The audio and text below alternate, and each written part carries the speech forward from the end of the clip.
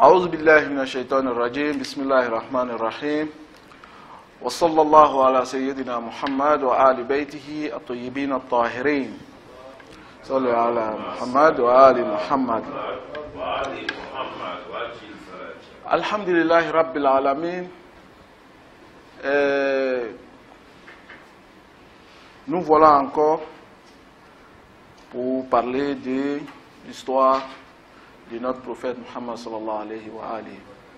Hier, nous avions eu à parler de sa naissance et comment son nom avait été reçu par sa mère, par l'intermédiaire de l'ange qui est venu l'informer de mettre son nom comme Muhammad après sa naissance. Et nous avons effectivement parlé de la mort du père qui s'appelait Abdullah au cours de son voyage de commerce qu'il a effectué à Médine, c'est-à-dire qu'au retour du voyage de la Syrie, lorsqu'il est tombé gravement malade à Médine et que la mort lui a trouvé dans ce lieu. Et c'est ainsi aussi nous avons terminé. Nous avons eu à causer de son allaitement par Halima As-Saadiya. Et je vous ai dit que Halima As-Saadiya, selon les rapports historiques, lorsqu'elle parle du moment de la présence de notre prophète Muhammad sallallahu alayhi wa alihi dans son village, elle parle des bienfaits et du bonheur que Dieu les a donnés. Et cela démontre que Allah subhanahu wa ta'ala lui-même d'abord a vénéré le prophète. Est-ce que vous voyez? Voilà comment il faut parler de l'histoire. Allah subhanahu wa ta'ala a vénéré le prophète. Pourquoi pas nous? Si la présence d'un bébé,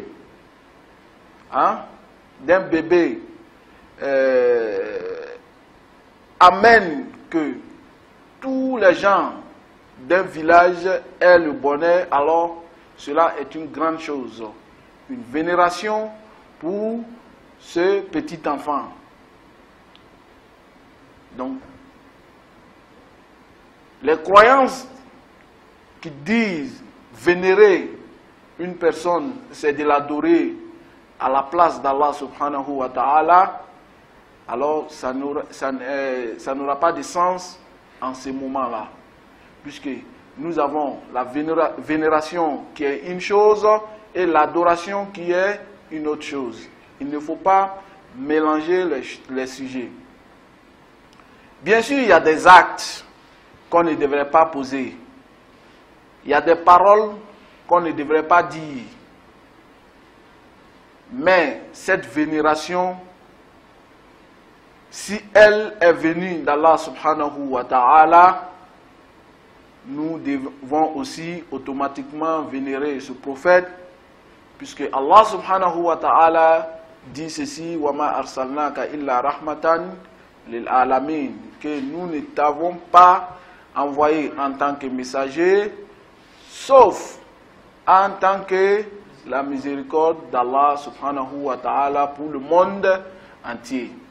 Donc, cette vénération-là, nous le devons au prophète Muhammad sallallahu alayhi wa alihi. Et c'est un crédit. Quiconque se sent ne pas vénérer ce grand homme, alors doit le faire dès maintenant. Parce que il est venu dans les versets du Coran, Allah subhanahu wa ta'ala dit ceci: Qul in kuntum tuhibbunallah fattabi'uni yuhibbukumullah. Dieu dit que si en réalité nous aimons, si vous prétendez que vous aimez Allah, alors suivez-moi. C'est-à-dire que suivez, Dieu dit au prophète comme ça, que dis-le, suivez-moi, alors Allah va vous aimer. Est-ce que vous voyez? Suivre le prophète dans sa mode de vie, dans son comportement, parce que, ouais, dans sa moralité, et comment il menait sa vie avec les autres. Et nous avons effectivement ici parlé de la mort de sa mère. C'est-à-dire que lorsque le prophète Muhammad sallallahu alayhi wa alihi a atteint l'âge de 6 ans, vous allez trouver qu'il va perdre sa mère qui s'appelait Amina bintu Wahab. Amina bintu Wahab. Amina bintu Wahab est la mère du prophète Muhammad sallallahu alayhi wa alihi. Le nom que vous venez de prononcer, nous avons Fatima bintu Asad, qui est la mère de l'imam Ali. Oui. Donc, après la mort de la mère du prophète Muhammad sallallahu alayhi wa alihi, automatiquement vous allez trouver que son grand-père Abdul Muttalib, que j'avais dit que son vrai nom était Shiba. Shiba al-Hamd. Est-ce que vous voyez?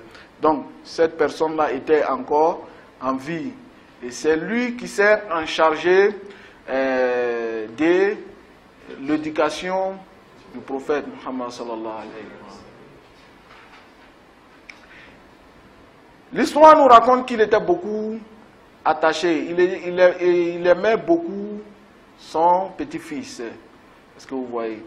Il avait des sentiments envers lui, car cet enfant qui était déjà orphelin de père et de mère avait vraiment besoin, voilà, beaucoup d'affection. Donc, malheureusement aussi pour notre prophète Muhammad sallallahu alayhi wa alihi, à l'âge de 8 ans, alors il va perdre encore cette grande personnalité. Cette grande personnalité qui va s'en charger pendant 2 ans pour son éducation et sa nourriture et tout ce qui lui concerne. Donc, Abdul Muttalib, lorsque le prophète avait 8 ans, est décédé. Donc, le tout est revenu à la garde maintenant d'Abu Talib. Qui est Abu Talib? Abu Talib est le frère du père de notre prophète Muhammad sallallahu alayhi wa alihi. Abu Talib, et qui était aussi le père de Ali alayhi salam. Donc, Abu Talib a aussi joué les rôles importants dans la vie du prophète. Je ne sais pas si nous avons parlé de Abu Talib hier. Je pense que nous avons parlé seulement que d'Abdul Muttalib. Donc, Abu Talib était le frère, hein, l'oncle, voilà, du prophète Muhammad sallallahu alayhi wa alihi. Lorsque Abdul Muttalib est décédé, parce que Abu Talib, ayant des moyens de s'en charger du prophète, et que Abdul Muttalib aussi lui avait demandé cela, alors automatiquement il était le gardien de notre prophète Muhammad sallallahu alayhi wa sallam. Donc voilà, il a vécu son enfance avec Abu Talib. Puisque déjà à partir de 8 ans, jusqu'après sa mission, Abu Talib va rester en vie avec lui, va rester toujours à ses côtés en les soutenant. Il y a des problématiques qui ont été faites concernant cette personnalité. Mais je vous dis que Pour répondre à ces problématiques très simples, Ali Akbar, je vous ai dit, il faut s'en servir des informations historiques pour pouvoir répondre à d'autres questions. Puisque souvent vous allez trouver des contradictions. Vous allez trouver des contradictions entre un sujet de croyance et un rapport historique. Comment? Je vais un peu citer l'histoire et lorsque je vais arriver sur le point, je vais aborder le sujet et nous allons faire l'analyse ensemble par la raison pire. Je dis la raison pire, pas par la raison pire de Descartes, pour ceux qui ont fait la philosophie. Ici, je veux parler de la raison innée qu'Allah subhanahu wa ta'ala nous a donnée depuis notre naissance.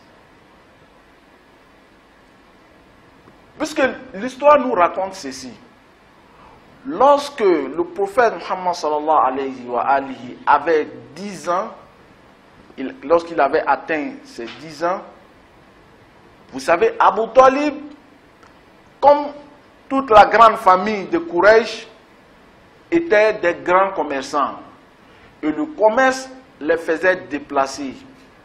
Et comme vous l'avez su, déjà que Abdullah, le père du prophète, était décédé au cours d'un voyage de commerce. Donc, à l'âge de 10 ans, Abu Talib voulait entamer un voyage pour la Syrie, un voyage de commerce. Donc, il a voulu au départ laisser le prophète avec la famille pour aller faire le commerce vers la Syrie. Mais le prophète était beaucoup attaché à son oncle. Cette affection, l'amour que Abdul Muttalib avait appris à Abi Talib et qu'il avait aussi demandé envers ce petit garçon, orphelin de père et de mère, avait été excellent. Voilà pourquoi le prophète a refusé de se séparer de son oncle. Il a exigé pour qu'il aille, pour qu'il accompagne son oncle dans ce voyage, pendant ce voyage. Donc l'histoire nous dit que lorsque la caravane de Abi Talib a fait halte à sa dernière étape vers une ville qu'on appelait Bostra. Donc Abu Talib a fait arrêter la caravane pour se reposer. Là-bas se trouvait une église de moines nestoriens. Une église de moines nestoriens. Là-bas, l'un des savants de cette église qui s'appelait Buhaira, ou bien dans d'autres écritures qu'il s'appelait Sergus, remarqua qu'un nuage couvrait de son ombre le prophète Muhammad sallallahu alayhi wa alayhi, puisqu'il faisait chaud. Il faisait chaud. Donc il a remarqué qu'il y avait un nuage qui le couvrait. Et lorsque cette personne-là a remarqué cela, alors il s'est approché de lui. Il s'est approché de lui et a cherché à savoir de plus sur les signes qui était sur ses petits. C'est ainsi qu'il va regarder son dos. Entre ses deux épaules, il verra le signe de la prophétie. Un signe qui ressemblait à l'œuf de pigeon.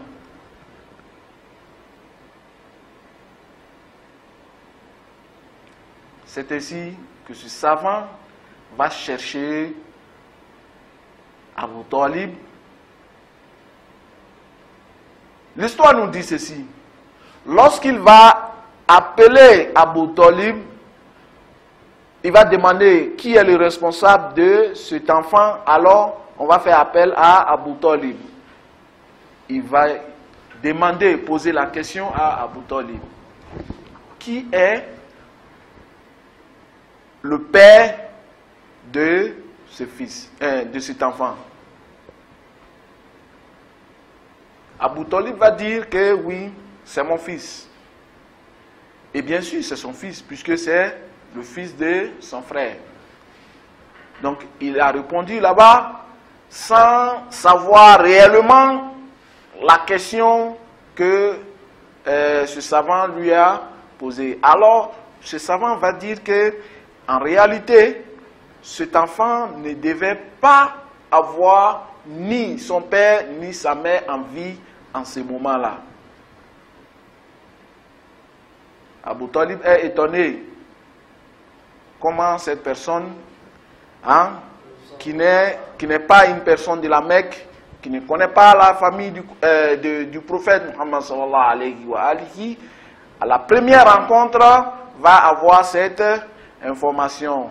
C'est ainsi qu'il va demander à Abu Talib de se retourner pour pouvoir protéger l'enfant des dangers innombrables qui pourraient lui arriver. Si quelqu'un d'autre voyait les signes, découvrait les signes que lui, il venait de découvrir. Et il lui a informé que cet enfant aura un grand avenir. Entre nous, mes frères, par la raison, je vous pose cette question. Par la raison, je dis bien par la raison, je vous pose cette question. S'il arrive un jour que le prophète Muhammad sallallahu alayhi wa alihi commence sa mission de la prophétie en tant que messager d'Allah subhanahu wa ta'ala, est-ce que Abu Talib, qui avait une information pareille de la venue de cet enfant, pourrait refuser de lui suivre dans sa religion? Hein, Muhammad? Pourquoi? Puisqu'il avait une information des savants religieux. Mais aujourd'hui, nous avons une croyance qui dit que Abu Talib n'a pas été croyant. Et en disant que Abu Talib n'a pas été croyant, on nous fait croire que dans l'enfer, il aura la moindre des punitions.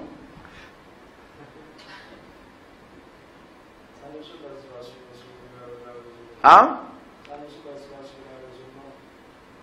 Puisque en réalité, si quelqu'un devait être puni, c'est quelqu'un qui avait été déjà informé.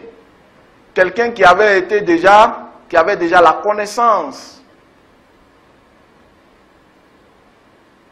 On nous dit qu'il sera moins puni pour les aides qu'il a fait à notre prophète Muhammad sallallahu alayhi wa alihi. Cela ne peut pas aller par la raison. Donc voilà comment on fait l'analyse de l'histoire. Si en réalité, Abu Talib a refusé de suivre son neveu dans sa religion, alors il devait avoir la pire des punitions, puisqu'il a contredit sa connaissance à ce sujet-là. Oui.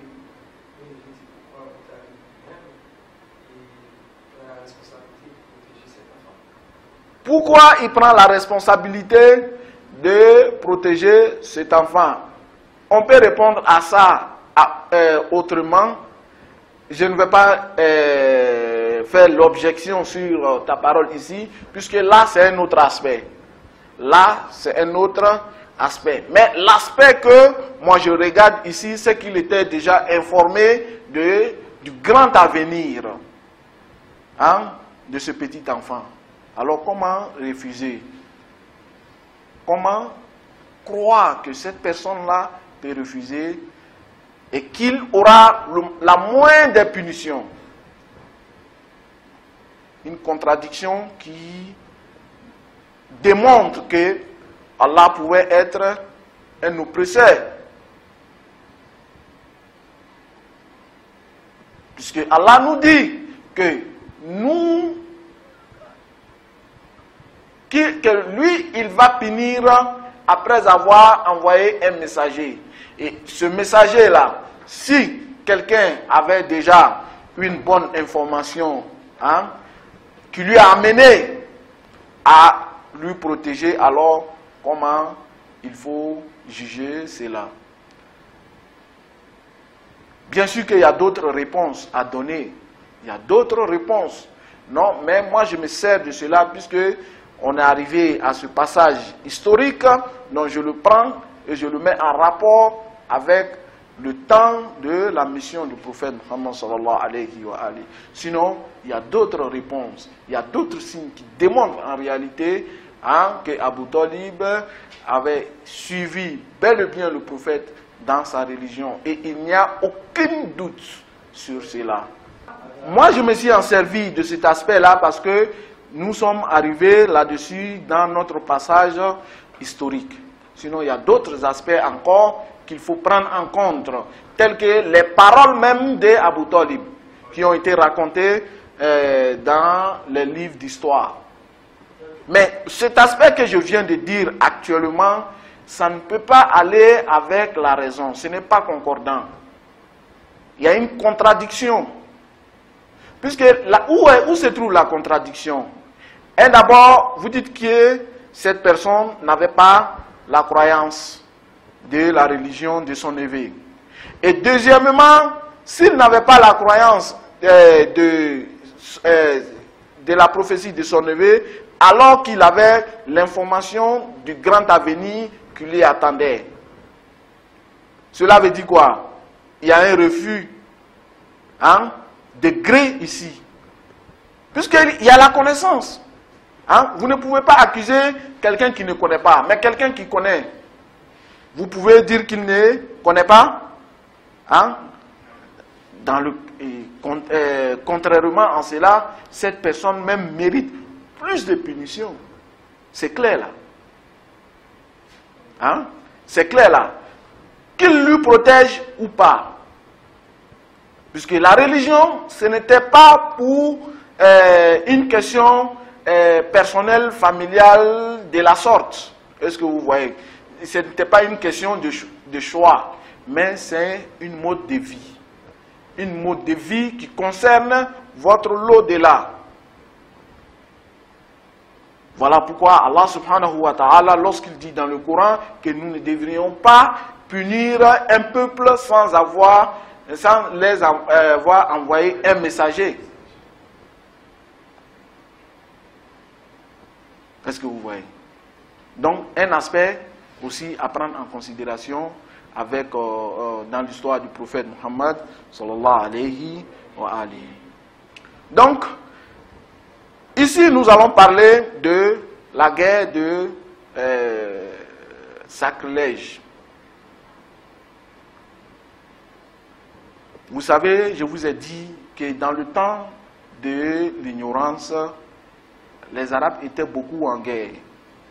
Les Arabes étaient beaucoup en guerre, donc il y a eu un moment que la famille de Quraysh et surtout les Bani Hashim ont eu des problèmes avec d'autres tribus.